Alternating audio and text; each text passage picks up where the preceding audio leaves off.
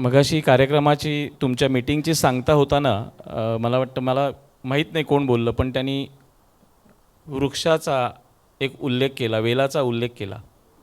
तर खरंच तसं आहे. म्हणजे पुरोहित सरांनी मला जसं सांगितलं तसं 20व्या वर्ष पूर्ण झालं आणि 21व्या वर्षाच्या अगदी कडकडीत तारुण्यामध्ये संस्थेने प्रवेश केला आहे. मला असं वाटतं की 20 वर्ष आपण आपलं स्वतःचं बघितलं तर 20व्या वर्षापर्यंत आपण कॉलेज वगैरे क्लिअर करतो आणि मग खरी येते ती जबाबदारी. खरं प्रगतीचं दार मला वाटतं 21व्या वर्षीच उघडतं.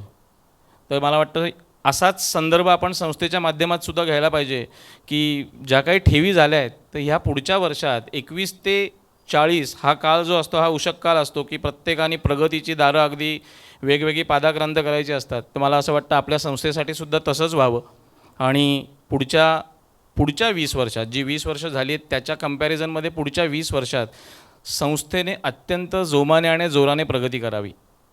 तर मला वाटतं ह्या नोटवर आपण सुरुवात करूया. मोगरा फुलला. तर ज्ञानेश्वर माऊलींनी जेव्हा हे सगळं ज्ञानेश्वरीचं सार लिहिलं तेव्हा ज्ञानेश्वर माऊलींनी उल्लेख केला आहे की त्यांना निवृत्तीनाथांनी ही विचारांची जी बीजं आहेत ती त्यांच्या मनात पेरली गेली. ज्ञानेश्वर महाराजांचे गुरु हे निवृत्तीनाथच होते आणि ती सगळी पेरलेली बीजं जमवून त्याचा वृक्ष बनवला आणि तो वृक्ष वटवृक्षात परावर्तित झाला आणि मग जे उभं राहिलं ते ज्ञानेश्वरी सारामृत. संस्थेचं तुमच्या मला वाटतं असंच आहे. एक 5-6 लोकांनी संस्था सुरू केली असेल 20 वर्षापूर्वी आणि आज एवढी लोकं आहेत, अजूनही काही लोकं अपेक्षित आहेत. म्हणजे मला वाटतं हा वटवृक्ष होण्याच्या मार्गावर आहे. तर ह्यालाच अनुसरून आपण आजचं पहिलं गाणं घेऊया, मोगरा फुलला. मी नमिताताईला विनंती करतो.